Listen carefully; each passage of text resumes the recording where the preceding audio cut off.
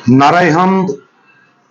मैं उठकर अपने बाप के पास जाऊंगा और कहूंगा, आए बाप, मैंने आसमान का और तेरा गुनाह किया है।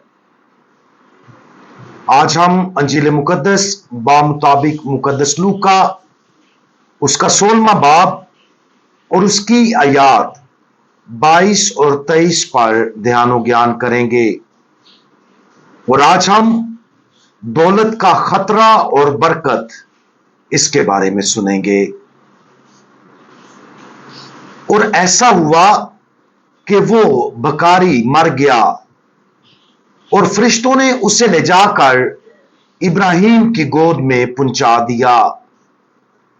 और वो दौलतमंद भी मरा और दफनाया गया।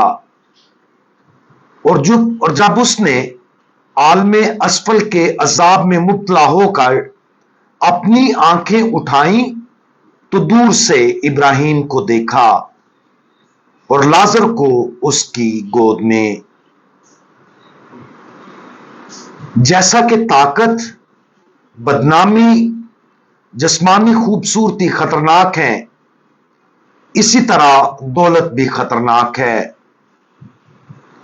इन सबको अक्सर तलाश किया जाता है, लेकिन इनके अंदर बड़ी भलाई की सलाहियत है। लेकिन इसकी वजह से इनमें बड़े गुनाह का इम्कान भी है। ऊपर बयान करदा अंजील मुकद्दस का हवाला हमें एक अमीर आदमी और लाजर नामी गरीब आदमी के अब्दी नताइज पेश करता है। अमीर आदमी ऐशो इशरत में रहता, उम्दा लिबास जेबे तन करता, हर रोज पेट भरकर खाता और अपनी दौलत जमा करता था। इसके बिल्कुल बरक्स लाजर नासूरों से भरा हुआ था और उसे आरजू थी कि मैं उन टुकड़ों से पेट भरूं जो इस दौलतमंद की मेज पर से गिरते हैं। कहानी की जड़ यह है कि जब उनकी मौत हुई तो उन दोनों का तर्ज जिंदगी बदल गया। आलमे असफल के अजाब की जगह से अमीर आदमी ने इब्राहिम से रहम से इल्तिजा की कि वो उसके 5 भाइयों के पास किसी को भेजे। इब्राहिम कामिल सच्चाई और इंसाफ के साथ जवाब देता है। जब वो तौरात मूसा और सहाइफ अंबिया की नहीं सुनते तो अगर मुर्दों में से कोई जी उठे तो उसकी भी ना मानेंगे। इसके साथ ही कहानी खत्म हो जाती है। सवाल यह है कि उन दोनों में से हम कौन सा शख्स बनना पसंद करेंगे। अगर हम उनकी मौत के बाद होने वाली कहानी से हर चीज को हटा दें तो ज्यादातर लोग अमीर आदमी की जिंदगी का इंतखाब करेंगे।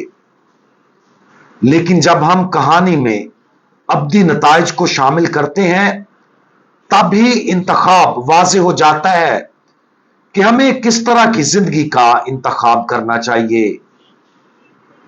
क्या अमीर होना और फिर भी बहिश्त हासिल करना मुमकिन है, या क्या यह मुमकिन है कि जमीनी ताकत, खूबसूरती और कुदरती सलाहियतें हों जो इस जिंदगी में बड़ी कामयाबी और बदनामी का बायस बने और फिर भी बहिश्त हासिल करें? यकीनी तौर पर ऐसा है, लेकिन सिर्फ उस सूरत में जब अंजील मुकद्दस को कबूल किया जाए, चाहे हमारी हालत कुछ भी हो। खा कोई शख्स अमीर हो या गरीब, कामयाब हो या नाकाम, खूबसूरत हो, बासलाहियत हो या इन चीजों की कमी हो, सवाल हम सब के लिए यकसा है। क्या हमने जो कुछ हम हैं और जो कुछ हमारे पास है सब कुछ खुदा की खिदमत में लगा दिया है, या हमने दुनियावी चीजों को खुदा बनाया है? यहां तक कि जिनके पास मज़कूरा अच्छी चीजों की कमी है वो इनकी कमी को दुनियावी मसाइब के तौर पर देखने का खतरा देखते हैं। यह भी उतना ही खतरनाक है। सबसे अहम बात यह है कि खुदा हमारा खुदा होना चाहिए। इससे कोई फर्क नहीं पड़ता कि हम कौन हैं, हमारे पास क्या है, हमें कैसे समझा जाता है, हम कैसे नजर आते हैं, या हमारे पास कौन से कुदरती तोहफे हैं। मजीद बरा खुदा की अता करदा खूबियां वो जरिया बनती हैं जिनके जरिए हम इस दुनिया में रहते हुए आखिरत की तैयारी के लिए खुदा की मर्जी को इस्तेमाल करते हैं। पैसा, ताकत, बदनामी, खूबसूरती और हुनर उस लिहाज से खतरनाक हैं कि वो हमें उन्हें खुदा बनाने पर उकसाते हैं।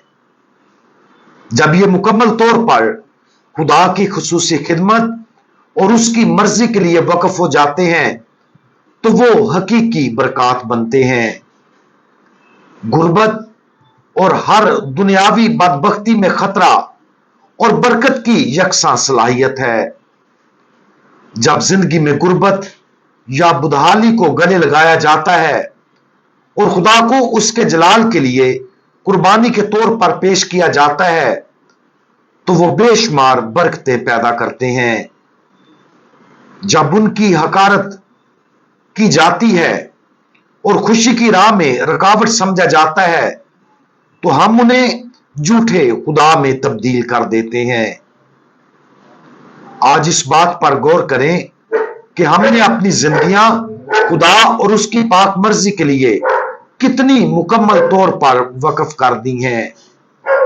चाहे हम ज्यादा अमीर आदमी या गरीब लाजर की तरह हैं, खुदा के फजल से कुछ भी बाज ना रखें। हमारी सारी जिंदगी, अच्छा और बुरा, खुदा बाप के जलाल के लिए मसीह के साथ मुत्हद होना चाहिए। यही हकीकी अब्दी दौलत का वाहिद रास्ता है। हम दुआ मांगें। हमारे परवरदिगार खुदावंद, हर अच्छी चीज आपकी तरफ से आती है। बराए करम हमें दुनियावी चीजों की रगबतों और ख्वाहिशात से आजाद कर दें ताकि हमारी जिंदगियां ज्यादा बेलोस और कुर्बानी देने वाली बन जाएं।